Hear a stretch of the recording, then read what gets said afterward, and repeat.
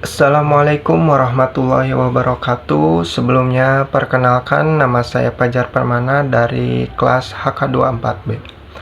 Pada video ini, saya akan membahas mengenai tindak pidana korupsi sebagai tindak pidana khusus dalam sistem hukum pidana Indonesia. Korupsi merupakan salah satu kejahatan yang paling berdampak luas terhadap kehidupan masyarakat karena tidak hanya merugikan keuangan negara, tetapi juga merusak sistem pemerintahan dan memperlebar kesenjangan sosial serta menghambat pembangunan.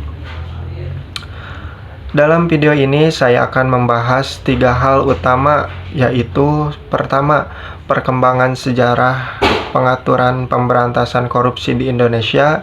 Yang kedua, mengapa korupsi dikategorikan sebagai tindak pidana khusus. Yang ketiga, analisis contoh perilaku koruptif dalam kehidupan nyata dan kaitannya dengan unsur tindak pidana korupsi. Dengan memahami aspek tersebut, kita dapat melihat bahwa korupsi bukan sekedar pelanggaran hukum biasa, tetapi merupakan kejahatan luar biasa yang memerlukan pendekatan khusus. Oke, kita akan masuk ke pembahasan, yaitu sejarah pengaturan korupsi di Indonesia. Pengaturan mengenai korupsi di Indonesia mengalami perkembangan yang cukup panjang. Hal ini menunjukkan bahwa negara terus berupaya menyesuaikan regulasi dengan dinamika praktik korupsi yang semakin kompleks, serta perkembangan tersebut dapat dilihat dalam beberapa tahap berikut, yaitu tahap pertama pada masa awal 1950-an. Pada masa awal kemerdekaan, tindak pidana korupsi belum memiliki pengaturan khusus. Korupsi masih ditangani menggunakan ketentuan umum dalam hukum pidana. Namun karena praktik penyalahgunaan jabatan semakin marak, pemerintah mulai menyadari perlunya regulasi khusus. Pada tahap kedua, Peraturan Penguasa Militer tahun 1957. Pada tahun 1957, pemerintah mengeluarkan Peraturan Penguasa Militer yang menjadi salah satu langkah awal dalam pemberantasan korupsi. Regulasi ini muncul karena situasi politik dan ekonomi yang tidak stabil, sehingga diperlukan tindakan cepat untuk mengatasi penyalahgunaan kekuasaan. Pada tahap ketiga, Undang-Undang Nomor 3 Tahun 1971. Pada masa Orde Baru, pemerintahan mengesahkan Undang-Undang Nomor 3 Tahun 1971 tentang pemberantasan tindak pidana korupsi. Undang-undang ini mulai memberikan definisi lebih jelas mengenai korupsi dan memperkenalkan konsep kerugian keuangan negara sebagai unsur penting dalam tindak pidana korupsi. Namun dalam praktiknya, efektivitas pemberantasan korupsi masih terbatas. Adapun tahap keempat, yaitu reformasi dan undang-undang korupsi modern. Setelah era reformasi tahun 1998, tuntutan masyarakat terhadap pemberantasan korupsi semakin kuat. Hal ini melahirkan regulasi baru, yaitu Undang-Undang Nomor 31 Tahun 1999 tentang pemberantasan tindak pidana korupsi dan Undang-Undang Nomor 20 Tahun 2001 sebagai perubahan. Selain itu juga dibentuk lembaga khusus, yaitu Komisi Pemberantasan Korupsi atau KPK, untuk memperkuat penegakan hukum terhadap korupsi.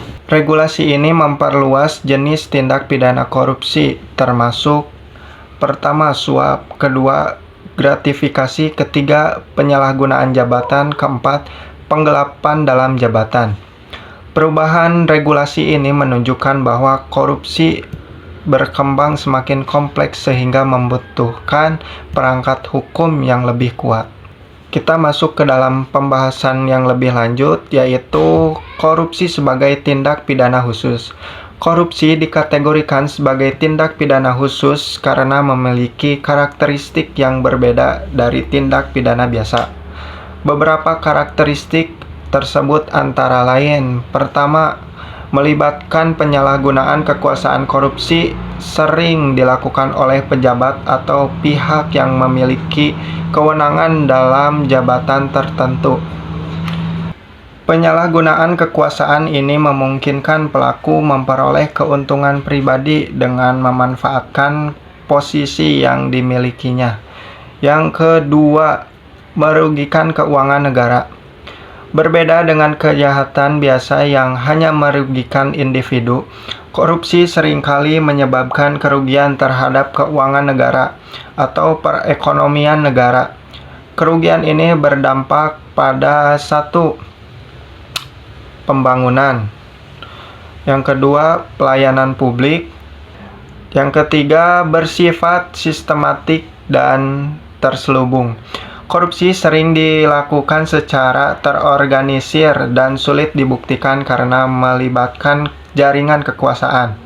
Oleh karena itu, hukum korupsi memiliki mekanisme khusus seperti: pertama, pembalikan beban pembuktian terbatas, dan yang kedua, lembaga penegak hukum khusus, yang ketiga, sanksi pidana yang lebih berat. Kita masuk ke dalam contoh perilaku koruptif dalam kehidupan nyata. Untuk memahami bagaimana unsur tindak pidana korupsi diterapkan, kita dapat melihat beberapa contoh perilaku koruptif yang sering terjadi dalam kehidupan nyata. Yang pertama, suap-menyuap. Suap merupakan pemberian uang atau hadiah kepada pejabat agar mengambil keputusan yang menguntungkan pihak tertentu. Contohnya, perusahaan memberikan uang kepada pejabat agar memenangkan tender proyek. Perilaku ini memenuhi unsur yaitu pemberian keuntungan, penyalahgunaan kewenangan, tujuan mempengaruhi keputusan pejabat. Yang kedua, pungutan liar. Pungutan liar atau pungli terjadi ketika seseorang meminta pembayaran yang tidak memiliki dasar hukum. Contohnya, meminta biaya tambahan dalam pengurusan administrasi. Perilaku ini termasuk korupsi karena memanfaatkan jabatan untuk memperoleh keuntungan pribadi. Dan yang ketiga adalah gratifikasi atau komisi tidak resmi. Gratifikasi merupakan pemberian hadiah kepada pejabat yang berkaitan dengan jabatannya. Jika tidak dilaporkan kepada Komisi Pemberantasan Korupsi, gratifikasi dapat dianggap sebagai suap. Contohnya, pejabat menerima hadiah mahal dari perusahaan setelah memberikan proyek. Dari pembahasan tersebut dapat disimpulkan bahwa korupsi merupakan kejahatan yang memiliki dampak luas terhadap kehidupan masyarakat dan negara. Perkembangan regulasi korupsi di Indonesia menunjukkan bahwa pemerintah harus berupaya memperkuat sistem hukum untuk menghadapi praktik korupsi yang semakin kompleks. Selain itu, korupsi dikategorikan sebagai tindak pidana khusus karena pertama, melibatkan penyalahgunaan kekuasaan, kedua, merugikan keuangan negara, dan yang terakhir, bersifat sistemik dan sulit dibuktikan. Oleh karena itu, pemberantasan korupsi tidak hanya bergantung pada penegakan hukum, tetapi juga memerlukan kesadaran dan partisipasi masyarakat dalam mencegah perilaku koruptif. Semoga melalui pemahaman ini kita dapat lebih memahami pentingnya integritas dan transparansi dalam kehidupan berbangsa dan bernegara. Mungkin cukup sekian dari saya. Mohon maaf apabila ada kesalahan dalam ucap atau kata. Wassalamualaikum warahmatullahi wabarakatuh.